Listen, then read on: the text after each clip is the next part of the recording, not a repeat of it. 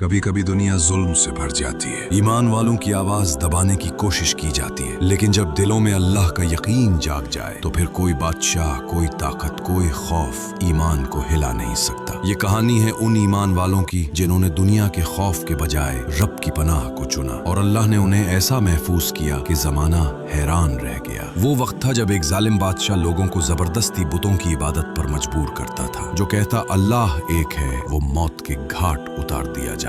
इसी शहर में चंद नेक दिल नौजवान रहते थे जिनके दिलों में नूरे ईमान जगमगा उठा था। वो सब खुफिया तौर पर मिले और कहा, हम इस बातिल के गुलाम नहीं बन सकते, हमारा रब सिर्फ अल्लाह है। यूं वो शहर छोड़कर निकल पड़े। ढलता सूरज, वीरान रास्ते और ईमान से लबरेज कदम। उनके पीछे एक कुत्ता भी चल पड़ा। उन्होंने कई बार उसे रोका मगर वो न रुका, जैसे वो कह रहा हो जहां रब वाले जाएंगे मैं उनके साथ रहूंगा। आखिरकार वो एक पहाड़ के पास पहुंचे जहां एक पुरानी गार थी। उन्होंने कहा, चलो यहाँ पनाह लेते हैं, हमारा रब हमें अपनी रहमत से ढांप लेगा। फिर वो सब गार में दाखिल हो गए। उनके दिलों पर सुकून उतरा और वो नींद में चले गए। और वो कुत्ता ईमान वालों का पहरेदार गार के दहाने पर दोनों अगले पांव फैलाकर बैठ गया, यूं जैसे अल्लाह ने खुद उसे पहरा देने पर मुकर्रर कर दिया हो। वक्त गुजरता गया, दिन महीनों में, महीने सदियों में बदल गए। बादशाहतें आईं और मिट गईं, मगर ये ईमान वाले 300 साल से ज्यादा गार में सोए रहे। फिर जब अल्लाह ने चाहा वो जाग उठे। उन्होंने एक दूसरे को देखा और कहा, हम कितनी देर सोए रहे। किसी ने कहा, शायद एक दिन या उसका कुछ हिस्सा। फिर वो कहने लगे, अल्लाह ही बेहतर जानता है। उन्होंने शहर जाने के लिए एक को खाने का सामान लेने भेजा, मगर जब वो बाजार गया लोगों ने उसे देखकर हैरत से कहा, ये तो पुराने जमाने के सिक्के हैं। यूं सबको मालूम हुआ कि ये वही लोग हैं